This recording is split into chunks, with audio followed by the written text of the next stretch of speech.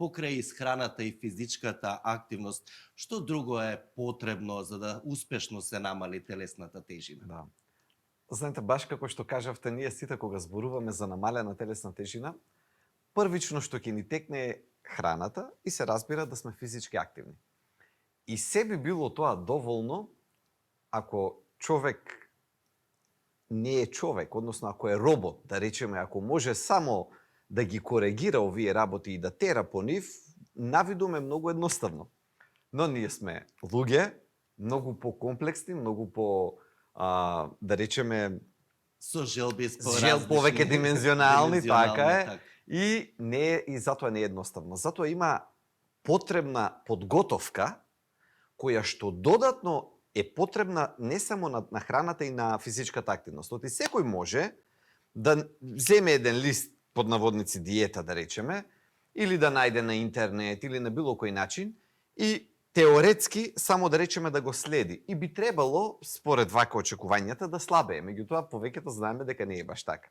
Тоа што треба дополнително е една подготовка која што честопати оди во правец на менталниот склоп на човекот. Значи, да работи со себе, да си помогне на себе како да слабее на побрз и поедноставен начин и без многу да се мачи.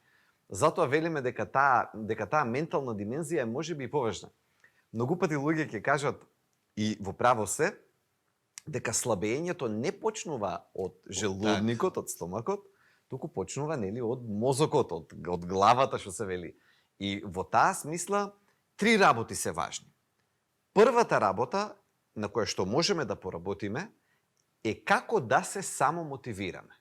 Значи, тоа е првата работа на која што човек треба да седне, да земе еден бел лист хартија и пенкало и да си ги најде причините, да најде што ќе го мотивира него да го издржи тој пат. Целта да ја зацрта. Да, оти не е лесен пат. И за да кога ќе дојдеме во криза, а ќе дојдеме, оти тоа е таков тип на работа е ова, кога ќе дојдеме во криза да се потсети на тој лист што пишувало, што било тоа што првично го натерало да го направи. Дали е здравието, дали е изгледот, дали е најблиските. Оти многу пати луѓето се спремни да направат ваква промена за непосредната околина, за своите блиски, семејството. Повеќе отколку за своето здравје. Значи не е чудно тоа.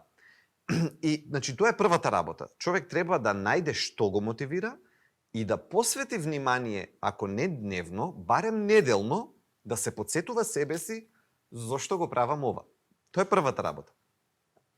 Втората работа на која што треба човек да работи е да размисли на почетокот како ќе ја одржи конзистентноста. Значи, како ќе вметне во денот работи кои што ќе го тераат да биде конзистентен, односно тоа да трае повеќе од недела-две. И тука има пристап, и тука има филозофија, да речеме, и практика. Например, еден од начините кои што човек може да ги направи е така наречените микронавики или мали навики. Кога прави постепени мали промени, например, ќе почне да пешачи по 5 минути. Ништо повеќе. Тоа е втората димензија од подготовката за слабењето. И третата димензија, ментална, човек мора да испланира однапред дека ќе биде тешко, дека ќе има под наводници грешки и дека ќе има ситуации кога човек може едноставно така велиме да падне.